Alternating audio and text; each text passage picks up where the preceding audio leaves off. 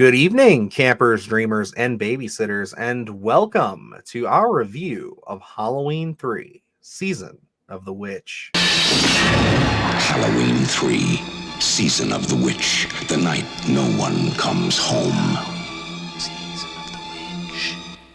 Alrighty, Luke. So this is a fun episode, man. This is a good time of year, and what a Halloween to fall onto for our first ever celebration on the channel, kicking everything off. That we just so happen to do this when Halloween 3, the most underrated Halloween sequel, for a time, I would say, uh, is celebrating its 40th anniversary.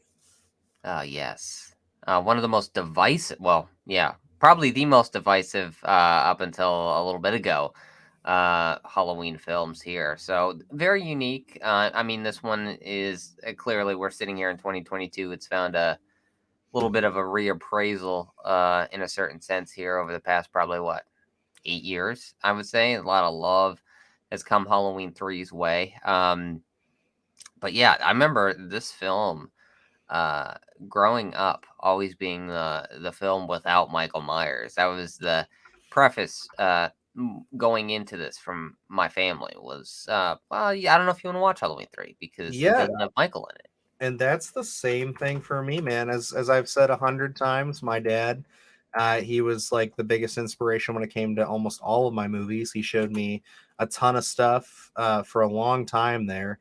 And, it was just one of those things where this was one where I remember, again, going back to the Walmart $5 bin, they had like a bunch of horror movies in there. They had Halloween and Halloween 2.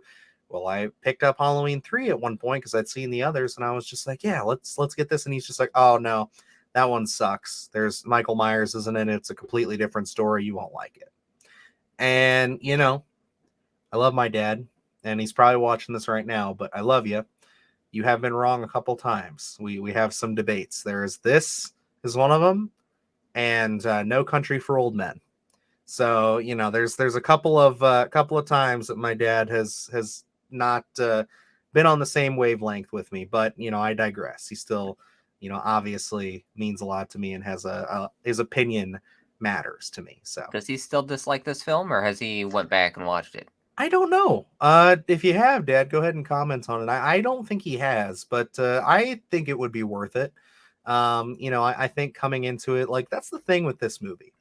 If you have never seen it, or if this is going to be like your first time, or you've haven't seen it in a long time, I think this movie plays so much better if you just take Halloween off of the title Yes. and leave it at that. It is just Season of the Witch. It's a standalone story. Take all the stigma away from it, which, 40 years from now, like from when it came out, it's one of those things where it's like it's a lot easier to do than it was when it came out, of course. And I think that this is a perfect film to watch around this time of year. And I think that it's not only that, but it's a great science fiction film, a great science fiction horror. There's a lot of really cool elements in it, and the man Tom Adkins himself stars in it as well. So this, for it not having Michael Myers though, still has that Halloween tone and feeling all throughout it. No, thematically, I think it's perfect for the Halloween season. It's such a great standalone film. And looking at this film, I totally understand. I get it, where some people are not happy with this. Like, I wouldn't say audiences are smarter nowadays necessarily. I would say they're more aware of things. So, Mm-hmm. so many fans that may have given this a reappraisal, or have went into this film knowing they probably already knew Michael wasn't in it. So it's like, but I could easily see this, especially when this came out in the theater and people are waiting for Michael to show up, and he never made the appearance. I could see disappointment walking out of the theater, and I get it. And I can see a couple of horror fans walking into the movie rental store and looking, Halloween 1's gone, Halloween 2's gone. Let's get Halloween 3. I haven't seen this one, so let's see what Michael does in this. And you don't get it. And instantly, doesn't matter the quality of the film, the storytelling, anything like that. It's Michael wasn't in this, so this is a strike. So I mean, I get it. I mean, like, looking at Halloween Ends, I guess, to an extent, you kind of get that. I mean, I think there's a couple of different things going on there, but I think this was another one where, we were set up with Michael Myers for the first two films, and we were expecting him in that third, and it didn't happen. So you really hang your hat on that, and you kind of give this a strike. And it's so fitting that a movie like Halloween Ends comes out with this thing's 40th anniversary being right around the corner from it. So we're literally talking like a week's difference between Ends coming out and us celebrating this today. So it's just one of those things too, where it's like it's similar, but in a sense of this was due to poor marketing.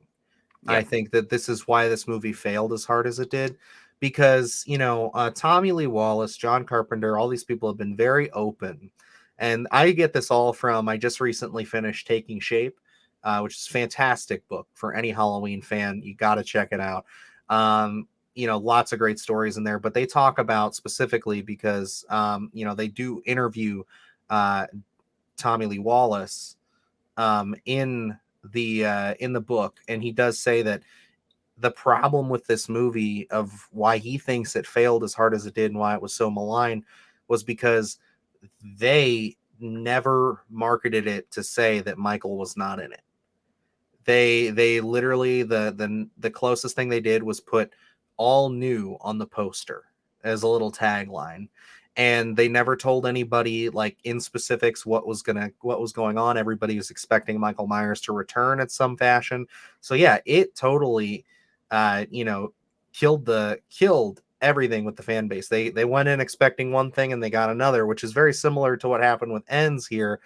I would just say that, that's all from a marketing perspective because this is a quality film. And, whether you like Ends or not, I think that that movie has a lot of issues.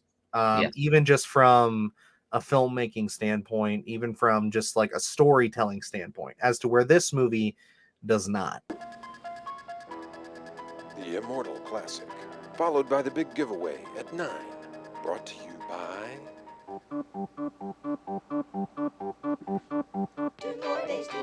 Come on. What's the matter? Don't you have any Halloween spirit? This is actually a very compact, concise, interesting, unique story that they tell here. And I think it's a perfect example of that anthology kind of angle that's Deborah Hill and John Carpenter wanted to go with Halloween. And this is a great jumping off point. And it's just such a shame that so many people in the horror space, big names. We had Jason Jenkins on the show recently, where of course we had to talk about Halloween 3 a little bit and get his opinion on that. And he even said that he doesn't think that the Akkads will ever go back down that anthology route, even with the kind of resurgence and love that this film is getting. Yeah, and I don't want to get on the Halloween end soapbox, and we've talked about it quite a bit with the content that we have on the channel. But I did mention that I felt like where Halloween 3 did succeed was, for the most part, with the exception of one little cameo on the television, that this film was able to divorce itself from the actual Halloween lore. And tell its own story. Whereas Halloween Ends can't do that because it's still tied into Michael Myers. So Halloween 3 could succeed in that because, like you said, the biggest issue here is that it's called Halloween 3. And people have a connotation and an expectation. Whereas if it was called Season of the Witch, the story itself speaks for itself. Where you can tell something. It's a completely different story. If it's called Season of the Witch, you can watch this and not even have bat an eye that it's not connected or Michael Myers isn't in this. You don't need it because it's a completely different story without Michael Myers. It's a complete story. It's a very unique science fiction film. I think it's something that you can put on during the Halloween season, and it gives you the warm and fuzzies a little bit. So I think this one does succeed in that sense, and we talked about it on the Sunday Scaries, where maybe we kind of workshopped and brainstormed a little bit about maybe if something was called Haddonfield, and we kind of went back to this because they won't. It would be hard to put out another Halloween film. It would be hard to go the anthology route with the Halloween name on it, because fans have an expectation here in 2022 of, again, you see that with Halloween Ends, where we need Michael, and I'm one of them, where it's like, oh, we needed more Michael. It's like, yeah, we have an expectation now when it's called Halloween, because we did double down after Halloween 3 when we went back to Halloween 4 and told that story. And ever since then, that's been our guy for a few decades now. So we're kind of stuck in that. But like doing something like Haddonfield, where we do tell this kind of weird anthology about the town itself and odd things happening, or just characters from Haddonfield moving on, like this could have fit into that, as Dr. Chalice was from Haddonfield or something like that. Would be very interesting. Again, this would be a great jumping off point for that unique kind of storytelling to tie this in and be like, because the story is so different and feels so standalone in itself, that kind of getting this in 2022 would be very much like, okay, we're on a really interesting path here. So I'd be really interested to see what the next chapter in this anthology would look like. And it's time again. The world's going to change tonight, Doctor. I'm glad you'll be able to watch it.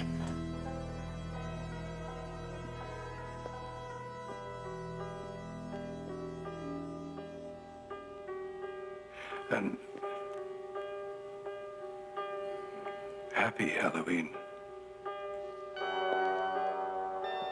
Yeah, I agree. And, I've always said that I think that, maybe even not a full film, but like you said, if we had this anthology series of just being able to revisit the world after Season of the Witch, I want to see where Dr. Chalice ends up. I want to see, what happens with that final broadcast, and I mean, I love the ambiguity of the ending. It's like really a truly horrifying thing to think about, that even just one station, that's hundreds of families, hundreds of kids lost to this tragedy. All skeletons, all jack-o'-lanterns. The third Gather commercial, round it's and still on, watch. please.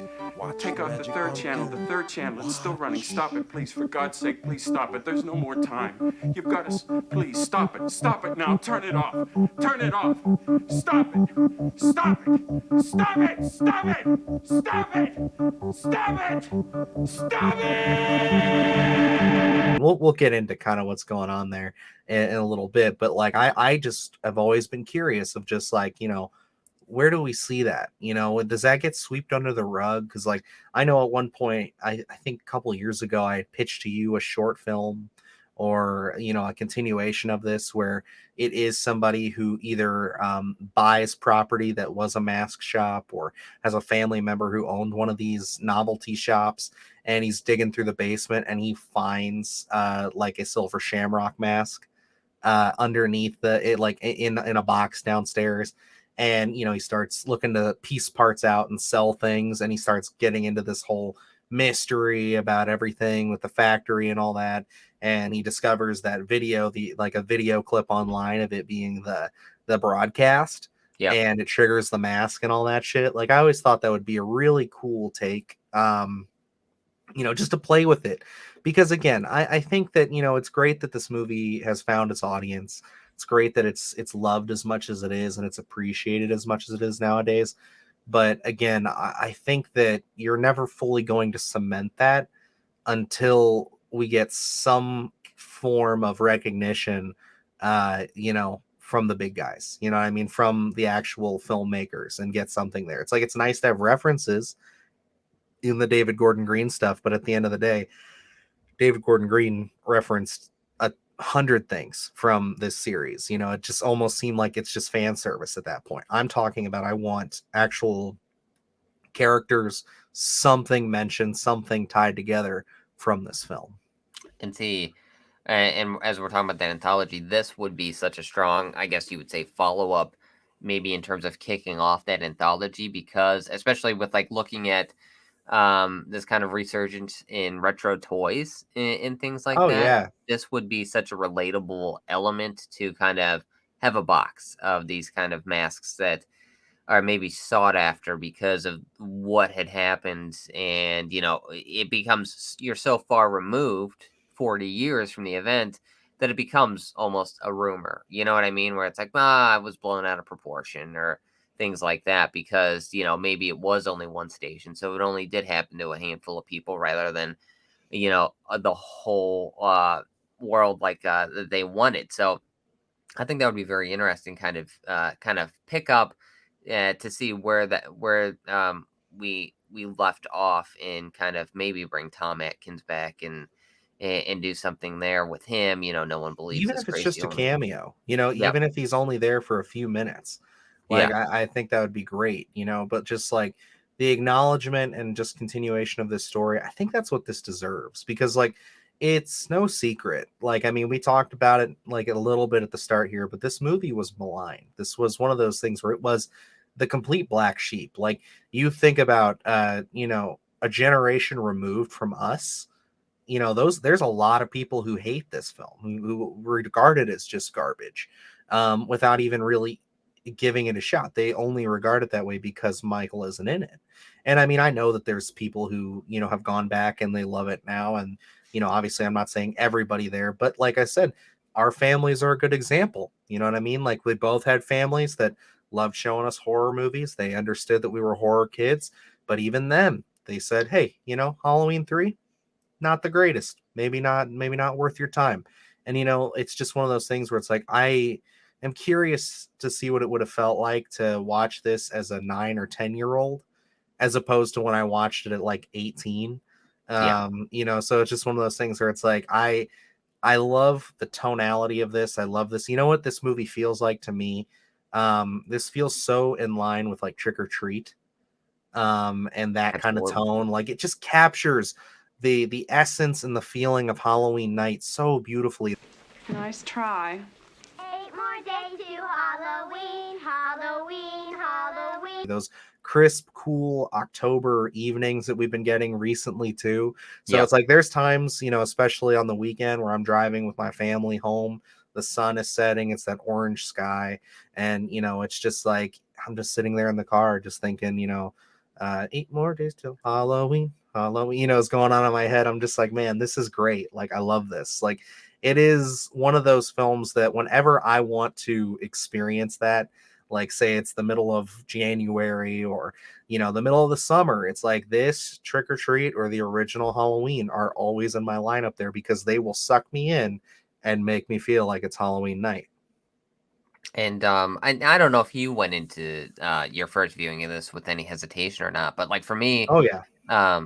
going into this, I wasn't sure what to think about it because I had heard so many negative things, and I guess, the internet horror community wasn't so tight knit as it is now. So, it was more so, there weren't videos on it saying, oh, well, maybe take a look at this or news articles saying, this hidden gem from the 80s that has been forgotten about or anything like that. So I went into this thinking, well, I don't know, we'll see what's here. I was gonna watch it just to be a completionist, to just because this has been one that had been skipped over for me.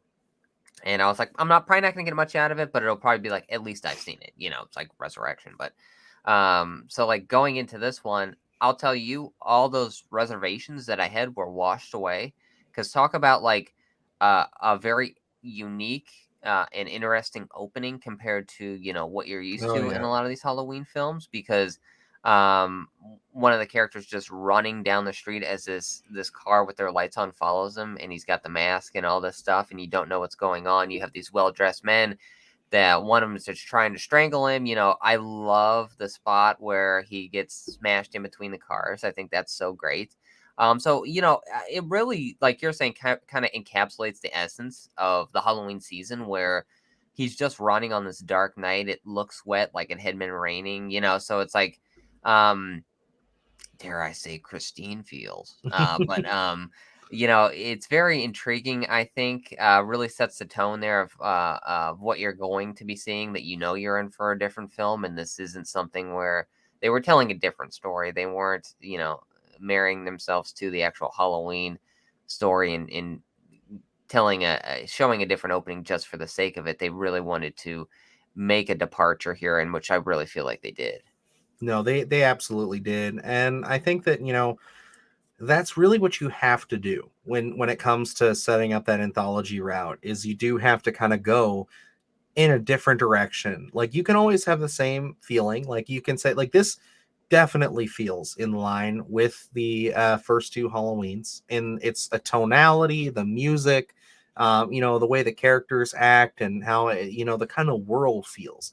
But it is story perspective. It's a completely different take. I mean, we are dealing with actual, like, I guess, witchcraft in a sense of, Yeah. like, where we're dealing with Stonehenge, and these masks that are programmed and bewitched to trigger and open, I guess. And this is one of those things where it's like, even in the book taking shape, I've been so, like, bogged down with everything from that, like, just kind of reading it in such quick succession over um the last few weeks here, where it's just kind of like it. So in my am I understanding this right, that the idea is that it opens almost like a portal inside of the mask, and it's that's where all the snakes and bugs and everything come out, and it comes out from their brain and face, and that's where they protrude from?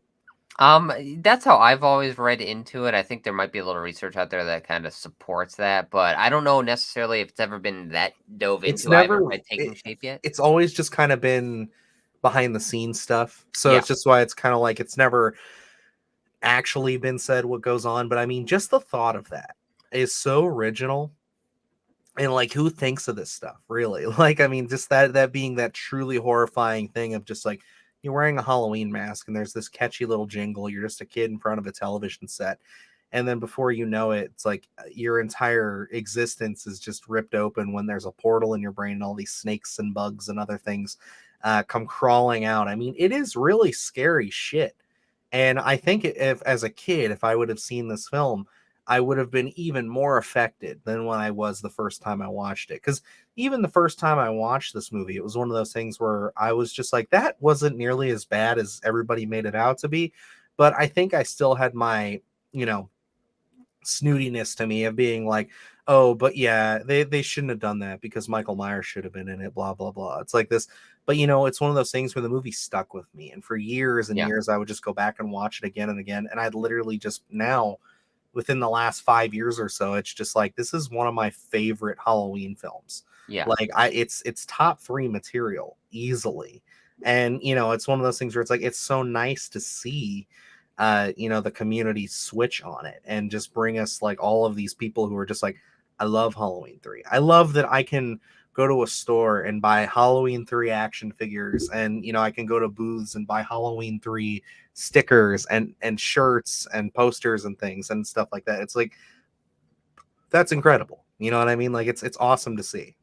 And we talk about merchandising all the time here, but like just looking, I mean, we have it in the background. Obviously, our pictures are kind of over it, so we don't get to see the full effect there. But I just love the masks here, like the pumpkin, the witch, the skull. I think are absolutely perfect. It feel again different feel. The artwork that comes out of there we go out of Halloween 3, just the merchandising in general is absolutely some of my favorite because it's so unique. And you've seen a lot of artwork on t-shirts and things like that. There are a couple of really creative posters. I mean, I have the one in the back that's the official one, and it's just like, what a creative, different looking poster than we got for a lot of the different Halloween stuff. It didn't seem lazy. It felt like whether this was a success or not, they really put the effort to make this as much of a success as they could, because it does feel completely different. It feels like a standalone, again, just with that Halloween 3 moniker on it. But um, this one, it just has that different tone. And yes, it's in line from a shot perspective and that kind of tone that, this would have been a perfect kind of start to that anthology that doesn't feel like a departure. Um, but, obviously they got cold feet and went back to that, but it would have been really intriguing to see what they would have come up with a year later if they were in fact going to do this, every year, like, kind of the rumors were that they were going to release this a different Halloween film every year. So, because this was such a strong start, it feels so in line, so quality, I guess, in a sense.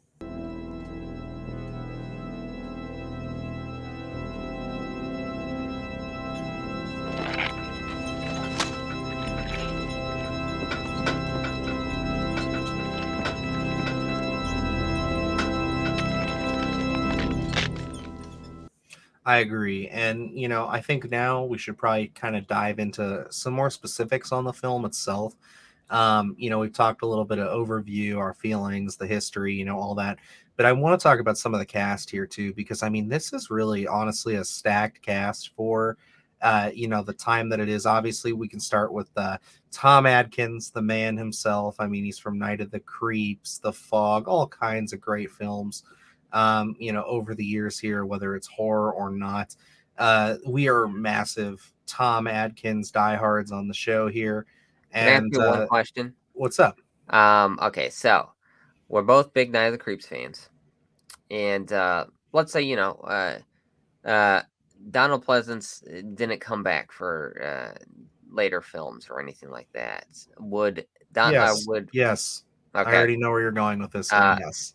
I think it would have been so intriguing, especially that kind of charisma that Tom Atkins brought to Night of the Creeps to be like the kind of hero in a sense, kind of tracking down Michael. I think that would have been a lot of fun. And I think you're also making that headcanon connection because they wear a similar trench coat in They those do. movies.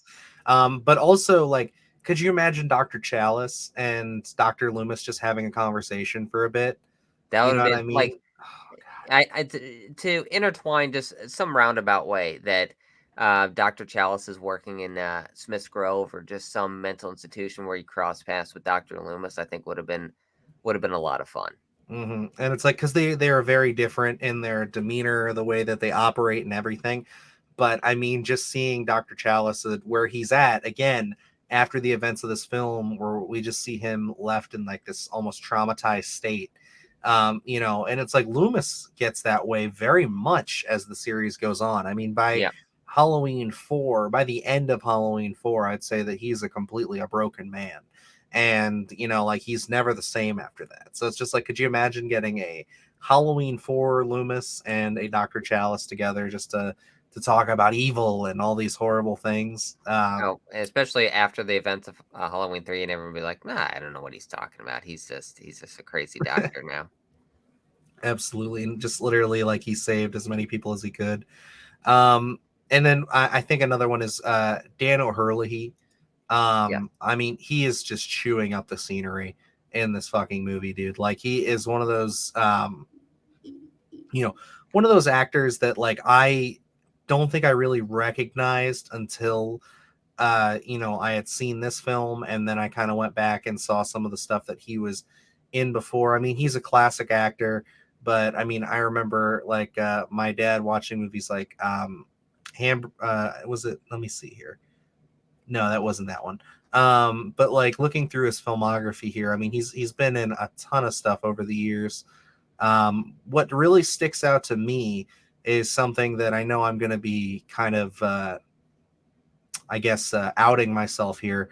But no, at first I'll say The Last Starfighter. That's one that I recognize him from for sure. But then I'm also going to have to say he was in apparently RoboCop. And Yes. Luke knows this. He found out this summer. I've yet to see RoboCop. So that's another one that I need to fix at some point down the road. Oh no, we'll definitely get to that one on the podcast sooner than later. I would assume, just because that is Is it such a great. horror? Does it count? Are we lumping that in? I guess I if we think could do it is. Terminator, Um, I mean, I think it is. It kind of fits, especially that first one. It's very ultra violent, in a sense. So I think we can make a case. I don't think yeah. anyone's gonna argue with us. But But him as Connell Cochran.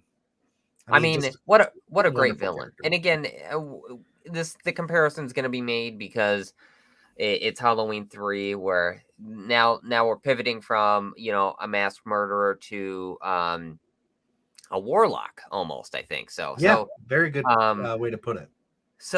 I think this is a very unique kind of take on the next villain in line here, and I love the kind of stepping it up almost, where he's really interested in killing kids. so Yeah, you know so in a very different manner than we're seeing with the Halloween franchise. This very supernatural witchcraft kind of thing. he plays it to a T. Just his mannerism, his friendliness, when he's kind of showing the families around, especially Buddy, his top salesman, kind of going into that, and kind of the hospitality that he kind of shows them, and putting everyone up in the hotel, and all this other stuff. So a very unique kind of villain, because throughout you can tell there's something not right about him, but you don't know what it is. By the end, we show all the cards are on the table, but you can tell at the very beginning, no matter how nice he is, there's something off about him. Him driving around in the car, where they're like, oh, there's Mr. Cochran now, and all this stuff. So it's like the cameras in the town, him really running this whole town. Very unsettling stuff. I want a mask. Can I have a mask? Just what I had in mind for you, little buddy. I want that one. Oh, no. Look over here. Those masks haven't been through final processing. This one is. Whoa. There you are. Wonderful. What final process? Don't ask me. Yeah, I mean, he is the one holding all the power in this situation. And, it is, like you said, a very different kind of villain from Michael Myers in every sense of the way. He's got that charisma to him. He's a very well-spoken, very challenging kind of person. And I think that it's one of those things where it's like he gives us, the actor himself gives this wonderful performance too. And like you said, he is taking this out on children. But he never once comes off as a cold or kind of hard to, I guess, not understand, but like hard to like really even I guess get yourself like more in tune with, I guess is the best way to put it. Like Yeah. he's just very relatable. He plays it very much just like a sweet old man trying to make Halloween masks. And it's just such a weird dynamic. It's hard to put my finger on it. He hardly ever loses that kind of well-mannered kind of personality, I guess, throughout this whole thing, where even when he's explaining to Tom Atkins about it, and he's there, he's like, oh, you wouldn't believe how we got this here, and all this stuff, where it's like he's very much telling a story, very conversational, no matter what kind of the subject matter is. And I think that's even more unsettling for it. You hardly ever get a rise out of him, I think, so it's like always calm, cool, well-mannered kind of guy, just so cerebral that it becomes terrifying in a different sense. No, I agree. And I think that that's, again, part of the beauty of all of this, because it's just one of those things where it's like you don't really expect him to come out on top as the bad guy when he's first introduced as like kind of the main force. Yeah. And then when it is slowly revealed, it's almost like sick how, he's just so like nonchalant about it. But I mean, that's kind of what makes a great villain, is the fact that he doesn't believe that he's a villain. He thinks that he's playing the world's greatest Halloween trick, because it is trick or treat. And it's just like, yeah, this is his trick. And it's just because it goes back to, they do try to tie in the whole legend of Samhain and everything. So they're very much trying to root themselves in this Halloween universe by even bringing that back and saying that, like you said, he's a warlock and he wants to kind of get back to the ancient traditions. He doesn't want to stick with this, modernized, popularized kind of Halloween that it's become.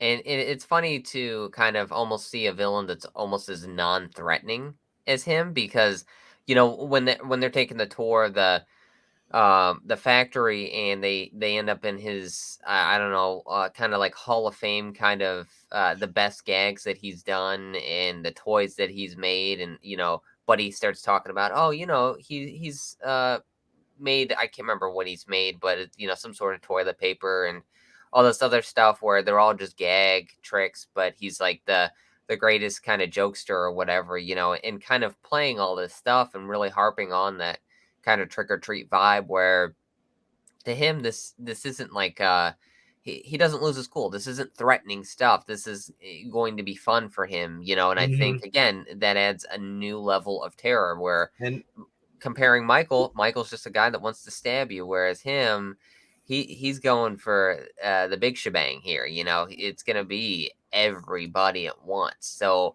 again, we're on different territory here.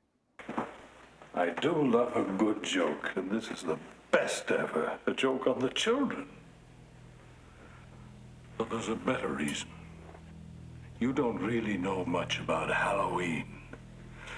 You thought no further than the strange custom of having your children wear masks and go out begging for candy.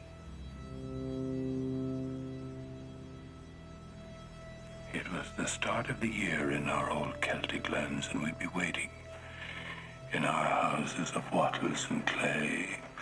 The barriers would be down, you see, between the real and the unreal. And the dead might be looking in to sit by our fires of turf. Halloween.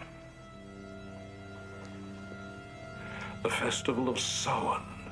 The last great one took place 3,000 years ago, and the hills ran red with the blood of animals and children.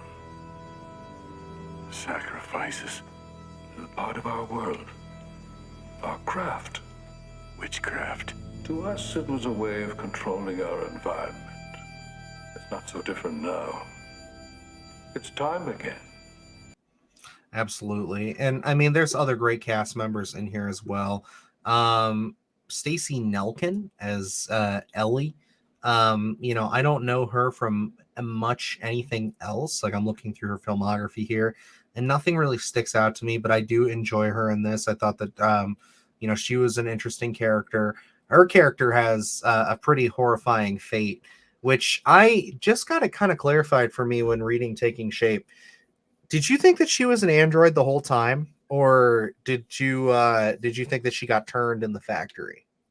I assume she got turned in the factory because I don't Yes. think in the fact when they meet or when he rescues her from the factory, I don't think she talks afterward. Like up, you know, and then And that's kind of what I picked up on my last viewing here, because in Taking Shape they mentioned that, but I always for some reason thought that she was going full Terminator, and that she was just this more advanced. I guess I'm getting the Blade Runner 2049 aspect in my head here of like her being a little more advanced than the other cyborgs. yeah, So it's like kind of like she was able to get away with it, but then again, my mind's sitting there like, so, but they had sex and stuff like that. So it's like, did they really go in that great a that would have been detail? intriguing. That would have been Right?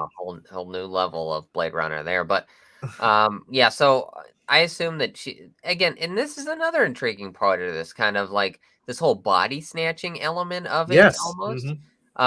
Where we have these synthetics of I'll tell you, absolutely unsettling when Tom Atkins is fighting one of them and then jams his hand into his stomach and then pulls out the Mhm. wires, and that's the orange goose coming out of the one synthetic's mouth. I thought that was like ugh, it always gave me chills watching it. One of the things that I um, had always connected the dots, you know, because there was a viewing, I had a viewing of this when I was really young, you know, um, and I really didn't understand that much about it. And for some reason, I had thought initially that Michael, they were trying to say Michael was one of the like kind of like the synthetic guys, Yeah, and I was like, that oh, was because something that kind of, yeah, permeated the forums as time went on.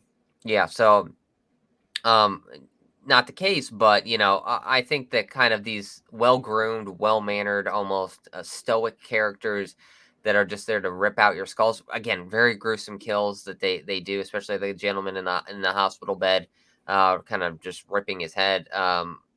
Very unsettling stuff, but a lot of great kills. Very terrifying stuff. Oh yeah, and you know, I think that another person that I want to highlight here, going back to, you know, we mentioned him a little bit before, was Tommy Lee Wallace. This being his first directorial effort, as he was not interested. He was offered Halloween 2. And I think we brought this up in our Halloween 2 video, if I remember correctly. But he was offered Halloween 2, and he turned it down. because he was not interested in telling another story with Michael Myers. He was on the crew. He's worked with Carpenter on everything from Assault on Precinct 13 at this point, all the way through Halloween, The Fog, all of this stuff. So it's just one of those things where he was one of his main guys. So he had just as much love and care for that first film as anybody else. So, with them all kind of being on that same page of, we don't really want to tell another story with Michael Myers, but I mean, we're kind of have to, they're kind of forcing our hands. We have to, they're not really forcing their hands, but they needed to do something with the property if they wanted to get more movie deals and make more money and stuff like that. So, but he was offered it and he turned it down. And, we ended up getting Rick Rosenthal. That kind of went out the way it did. But it's one of those things where it's kind of funny because he even says once you kind of turn somebody down in Hollywood, you're kind of poison to them normally. But Deborah Hill and John Carpenter, as soon as they got word that they could do this little spinoff with Halloween 3 and do their own story, they immediately went to Tommy Lee Wallace again. And he was like, well, absolutely. Like, I love to tell this story. And it's funny that you bring up the body snatching element because he cites the original Invasion of the Body Snatchers as one of his biggest inspirations for Halloween 3 when it came to directing and how he framed the film and everything.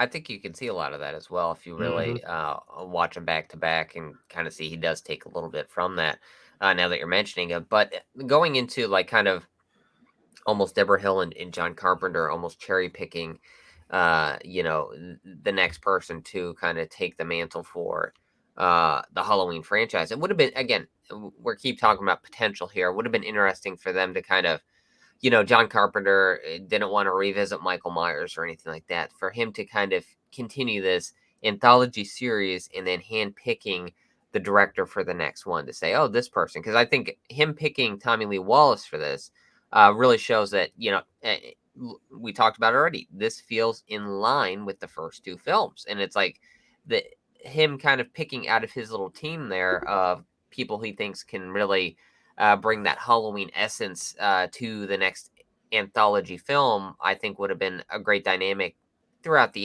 80s, because after this film, the Halloween franchise was on the sidelines for a good 5 years or something like that. So it's like we really missed out on a lot of different things that could have happened. It's like even if you didn't want to, Michael wasn't going to be back till like 88. So it's like, you might as well have just slapped the Halloween name on a couple things, let Carpenter do the anthology thing for another 2 films. What's the worst that can happen? Nothing else was going to come out of it. And just to kind of see if we would have gotten these gems like we did with Halloween 3.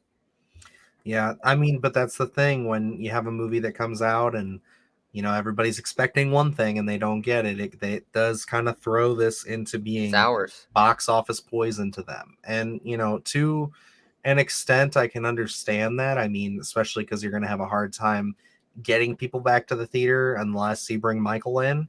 But at the same time, it is weird that, there is probably a reality, a timeline somewhere where this worked out. And, we have a Halloween series where every year we're getting a different story.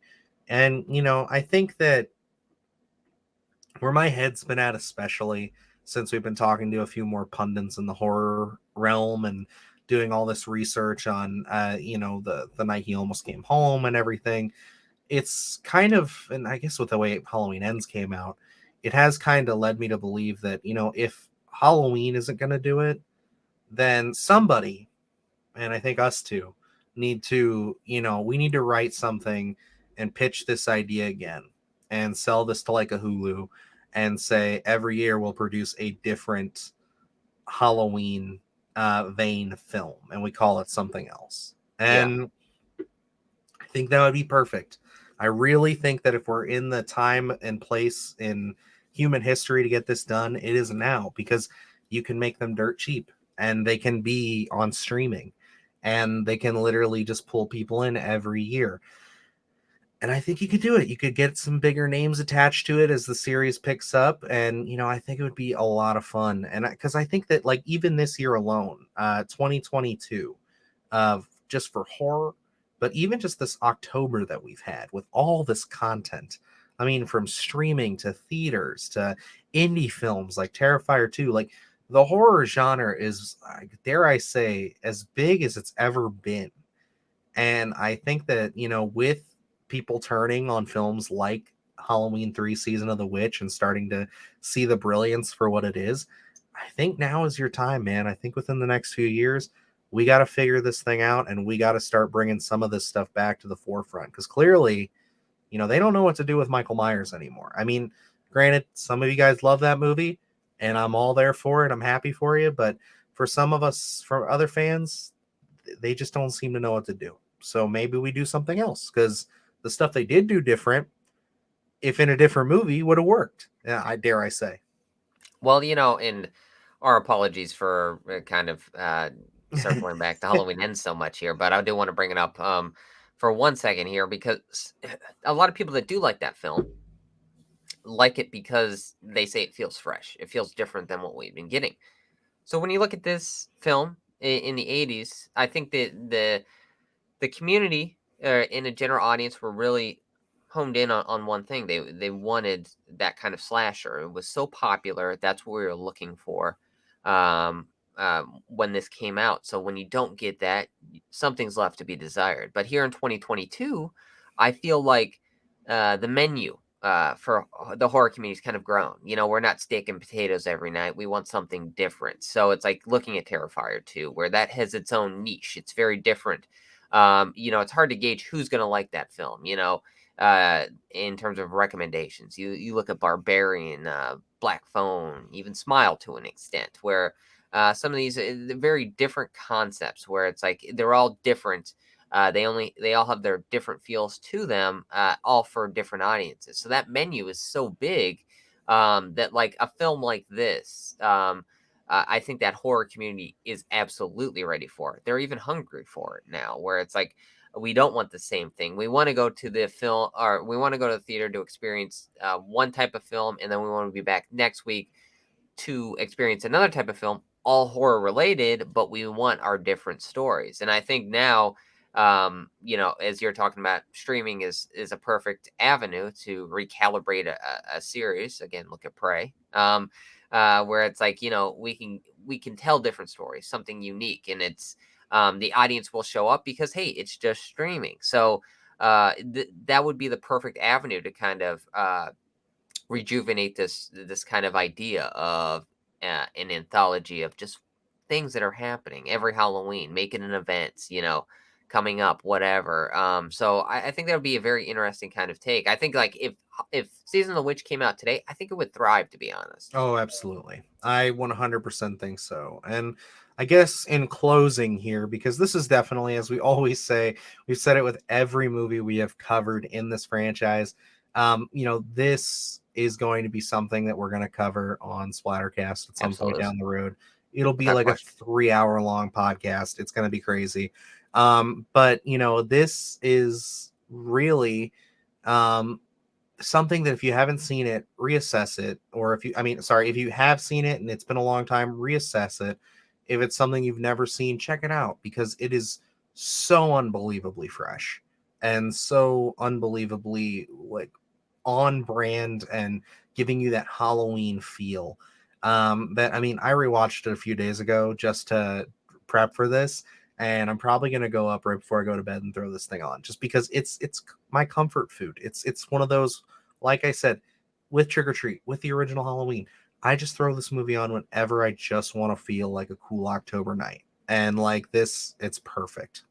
Absolutely. This is like you throw on your hoodie, you put on Halloween 3, and you're in full fall effect, So Mhm. like this is such a great accompanying film to get you in that and get you in the spirit. So it's one of those films where it's on my regular rotation, even whether it's Halloween season or not. This is something I watch several times a year. I own that 4K version of it as well. Great I'm purchase. holding out for a box set, but I do want to get it. Oh yeah. Well, they're probably a box set real cheap, and then Walmart are just Take pulled it it from right out from under you. bastards. But yeah, like Dylan said, this is just a little taste. This is like your fun size Snickers that you get in your little trick or treat pail on Halloween night when you go out. This isn't the full candy bar. So we're definitely going to revisit this one, a real deep dive into it. This will without question, if Dylan doesn't pick this one, I am absolutely picking this one for a Splattercast. So we're definitely going to deep dive into this bad boy. Halloween 3, Season of the Witch, the night no one comes home. Season of the Witch. Absolutely. But alrighty, guys, that is going to wrap us up here for our conversation on Halloween 3 Season of the Witch. Thank you for spending some time with us. As always, you can check us out on our social media here at Twitter, Instagram, and TikTok at SplattercastPod. We can keep up with all of the latest and greatest. We have a whole mess of content on the channel right now, from everything from our TV series reviews with Primetime Terrors, talking about Chucky, episode by episode. We just posted episode 3 the other day. Check that one out. We got a new podcast coming to you this Monday, of course, a very special one. And then, we also have the video essay, that I just put up last week that's killing it. You guys are loving it. I'm super happy with it. We got more content like that coming down the pipeline. And yeah, I mean, we just got a whole mess of stuff coming coming up into our last week of October here.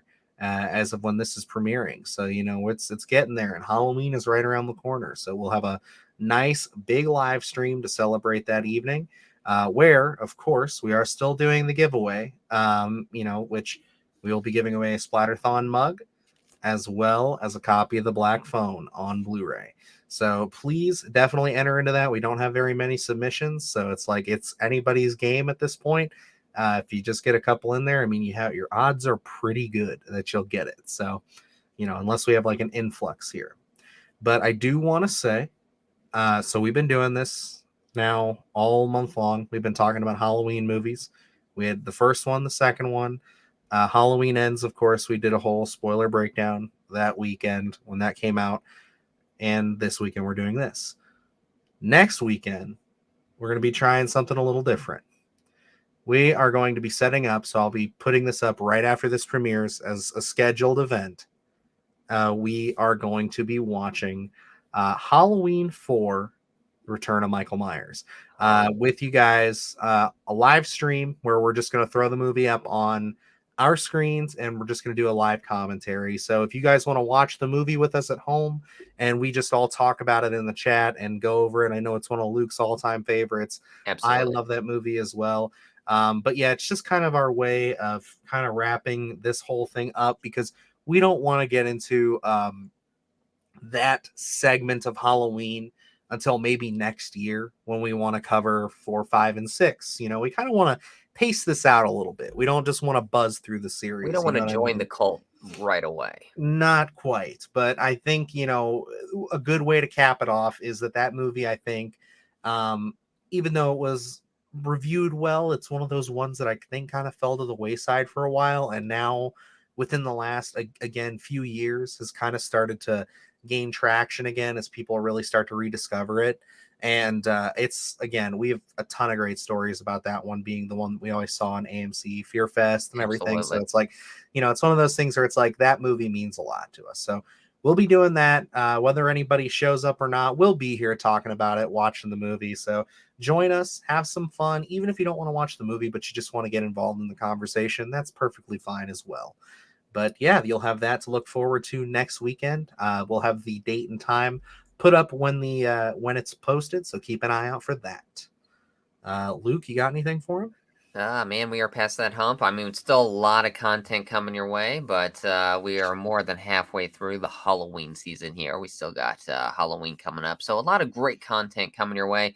One thing I did want to mention before we get off here, I will kick myself if I do not, is Marge Gutman's death in Halloween 3 is one of the most terrifying things that I have ever seen in my life. Where they have the bug crawling out of her mouth and into her hair, absolutely terrifying. But we will get a chance to talk all about Marge and her death once we cover this bad boy on Splattercast, of course. To be continued. You'll get your little extended conversation here in the coming years. So But yeah, other than that, last thing I can leave us with is if you haven't subscribed yet, this is your first time being on the channel, please do so if you think we deserve it.